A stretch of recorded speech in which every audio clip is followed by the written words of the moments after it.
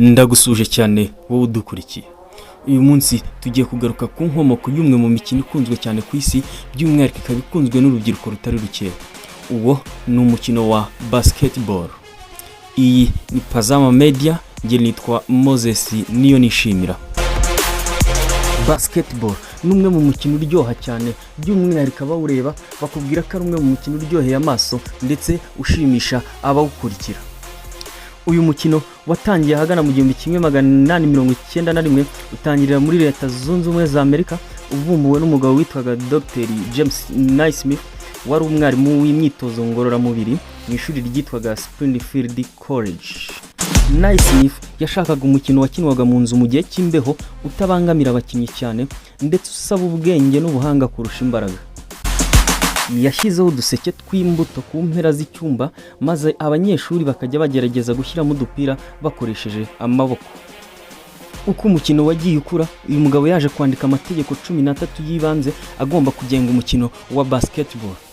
Inyemerera nkubwire byibuza 5 y'ingenzi muri ayo mategeko 13. Ibyambere ni uko umupira washoboraga guterwa mu cyerekezo icyo ari cyo cyose ukoresheje amaboko abiri cyangwa kumwe.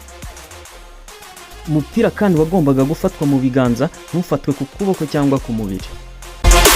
Ikipe yakoraga amakosa 3 yikurikiranya, indi yahitaga ihabwa inota. Igihe kandi umupira uvuye hanze winjizwaga n'umukinnyi ufashe bwa mbere mu gihe kitarengeje amasegonda 5. Uyu mukino kandi wari ugizwe n'iminota 30 gusa, yakinwaga mu bice bibiri. Bakinaga iminota 15 ya mbere bakaruhuka, bakagaruka bagakina indi minota 15 ya kabiri. Uyu mukino waje gukundwa cyane ku isi, bigizwemo uruhare cyane n'amadini ndetse n'amashuri, tutibagiwe n'ingabo za Leta Zunze Ubumwe za Amerika zakwirakwije uyu mukino mu bihugu by'i Burayi, tutibagiwe n'ibindi bihugu byinshi byo ku isi.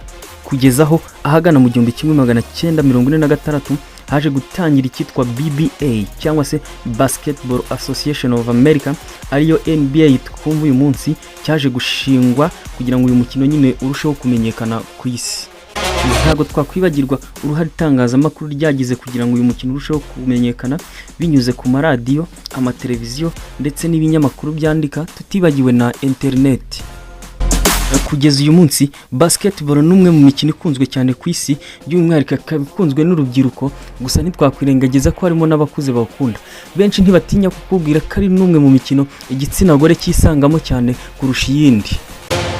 Wakoze kubana nanjye, kora subscribe kuri Pazama Media kugira ngo ugire urushaho gukurikira ibiganiro nk'ibi ngibi. Ciao ciao.